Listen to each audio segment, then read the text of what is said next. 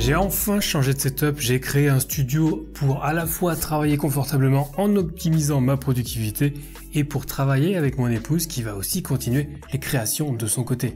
Mon dernier changement de setup datait de 2019 avec un petit refresh en 2021 qui avait permis de professionnaliser entre guillemets un petit peu la chaîne en proposant une meilleure qualité globale. Mais là j'ai voulu vraiment mettre encore plus l'accent sur le confort de travail.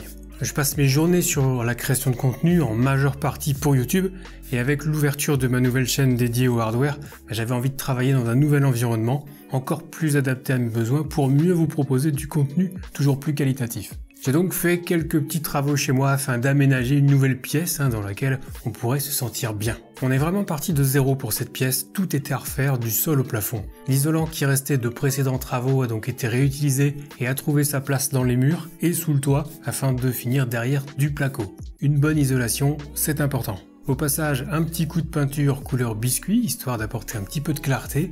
Merci 4x4. Après, il a fallu s'occuper du sol pour le remettre à niveau et cacher les gaines bourrées de câbles. Donc, petit réagréage et plaque de fermacelle pour terminer avec la pose de moquette gris clair assez épaisse pour plus de confort sous les petons et pour atténuer un petit peu l'écho de la pièce. Au final, on passe d'une pièce qui ne servait littéralement à rien à un studio de travail qu'il ne reste plus qu'à aménager. Donc j'ai essayé de ne rien négliger, du pratique à l'esthétique et même si ce dernier point est évidemment très subjectif. Et j'ai beaucoup réfléchi au style que je voulais imprégner dans ce nouvel environnement de travail. L'élément central a donc été le bureau, ou plutôt les bureaux. J'ai choisi un cadre électrique Songmix pour pouvoir bosser debout au besoin. C'est tout aussi quali que des marques comme Flexispot, c'est bien moins cher et à mon âge, c'est quand même important de ne pas rester assis 10 heures par jour toute l'année. J'en ai pris un second pour le plan de travail qui servira à faire toutes les prises de vue et pour accompagner tout ça, j'ai choisi des planches de bois trouvées chez Ikea. Ma femme et moi nous sommes tombés littéralement amoureux de ce style chaleureux, donc on en a pris deux. On ne regrette absolument pas d'avoir craqué, c'est vraiment magnifique. Il a fallu ensuite voir comment occuper un petit peu l'espace, donc j'ai fait une modélisation 3D très succincte de la pièce sur Cozy Casa, vraiment juste la base, et j'ai pu confirmer par la suite la disposition finale qui allait donner le ton à notre nouveau studio, non sans avoir testé quelques emplacements au préalable, juste histoire d'être sûr. Et c'est donc dans un coin à côté d'une fenêtre que le bureau a terminé sa course. J'ai beaucoup réfléchi à comment je voulais construire mon setup autour de ce bureau et j'ai opté pour pas mal d'accessoires qui au final me facilitent le quotidien. Mais d'abord, il a fallu le monter. Je me suis appliqué à positionner le cadre au millimètre près. J'ai pris en compte le poids des accessoires mais surtout celui des écrans qui seront fixés sur l'arrière de la planche et qui ne sont pas légers. Ensuite, j'ai agencé les accessoires afin qu'ils soient le plus accessibles possible en démarrant avec le module de commande évidemment pour faire monter et descendre le bureau. Puis j'ai positionné les cages qui serviront à accueillir mes deux Stream Deck de première génération et dont je me sers toujours. Je suis ensuite passé à l'emplacement réservé à la console avec ma fidèle PS5 qui pourrait être remplacée par un autre modèle éventuellement à l'avenir. Mais pour ceux qui m'ont connu sur Twitch, vous le savez qu'ici on est Team Sony. Et après la console, le routeur qui servira aussi de switch Ethernet pour tous les éléments en ayant besoin, à savoir mes deux PC et la console. J'ai anticipé le câble management que j'avais déjà pensé un petit peu en amont avec des gouttières qui permettront de bien cacher les divers câbles du setup. Mais c'était pas fini puisque j'ai deux onduleurs à placer sous le bureau et j'ai opté pour des supports qui sont prévus à la base pour des unités centrales. Après avoir confirmé les dimensions, j'ai placé les supports aux endroits qui me semblaient adéquats. Et enfin, tous les éléments étant positionnés, il ne restait plus qu'à visser l'ensemble. Dans la foulée et en vue du câble management, j'ai collé quelques passes-câbles un petit peu partout sous le bureau.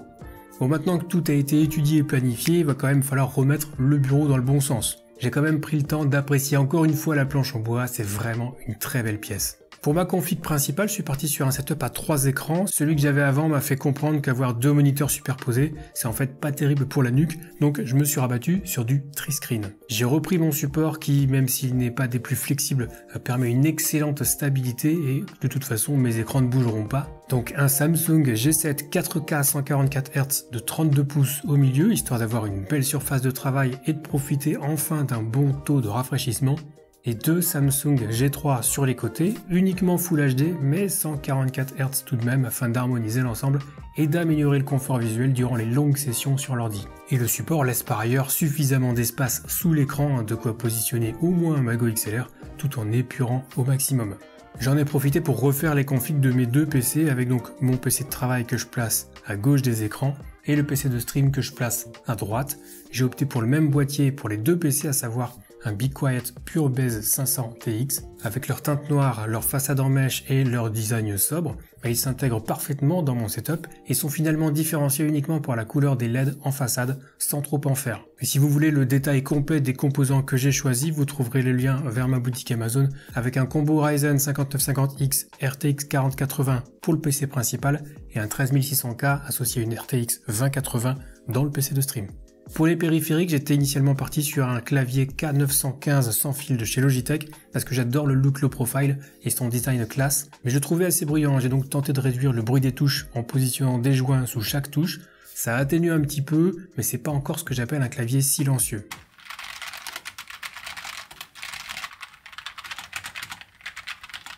Du coup, je l'ai finalement remplacé par un clavier tout simple Logitech MK295. Pas de fioritures, pas de RGB, mais un confort de frappe incroyable dans un silence vraiment appréciable. Quant à la souris vendue en bundle, elle est relativement silencieuse aussi, mais sa finition fait que le corps entre parfois en résonance avec les clics, et je l'ai donc remplacée elle aussi par un autre modèle, toujours de chez Logitech, la signature M650 sans fil, et quel bonheur de pouvoir bosser ou jouer en silence.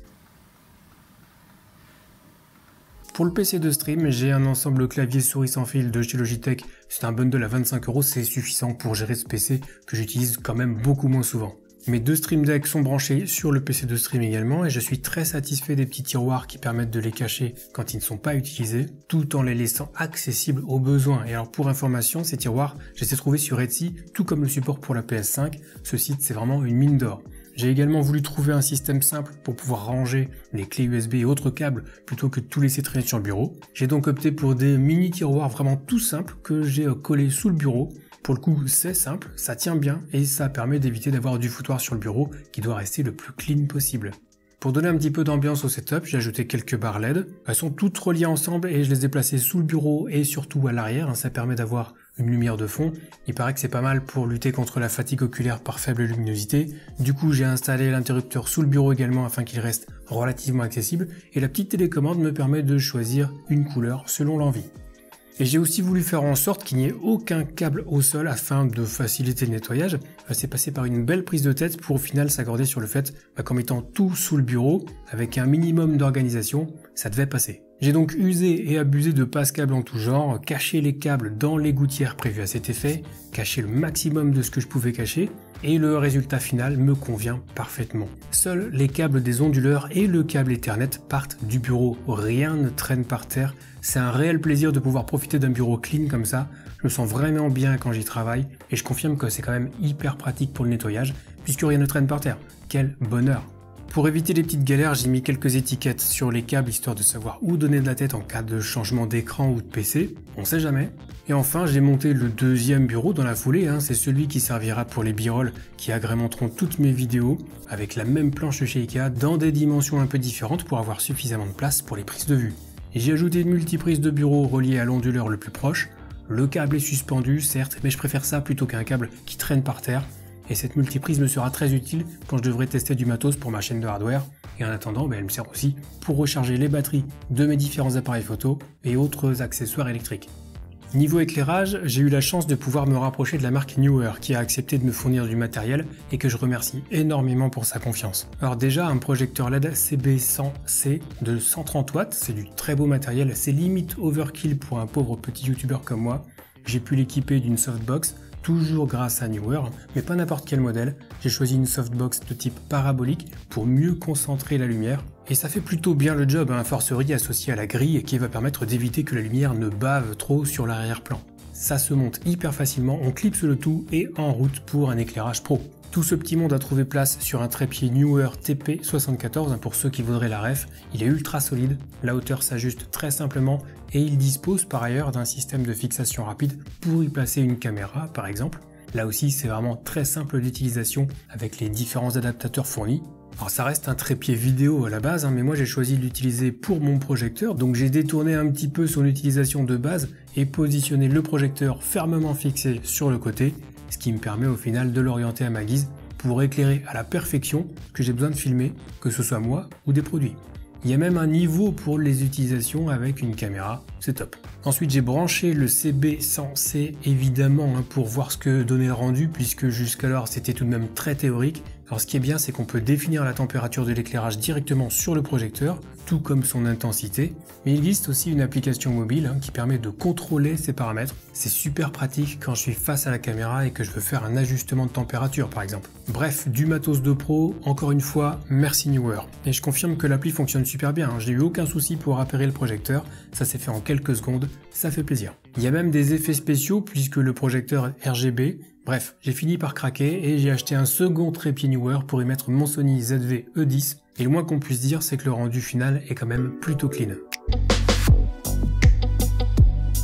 Alors j'ai aussi opté pour un trépied Ambitful pour son côté pratique, si j'avais su que Neewer en faisait, j'en aurais sûrement acheté un chez eux. En tout cas il est très pratique avec ses poignées réglables en hauteur et sur lesquelles je peux fixer à peu près tout ce que je veux. D'un panneau LED Godox à un micro pour les streams, en passant par une caméra supplémentaire pour varier les plans sur mes vidéos, c'est super pratique. Et pour finir, pour les streams j'utilise une classique Keylight de chez Elgato que j'ai positionnée de telle sorte que je puisse monter mon bureau sans que la lumière ne touche la soupente. Je la contrôle avec l'appli mobile, tout comme les Lightstrip Pro que j'ai utilisé pour faire le nuage que je vous montrerai juste après.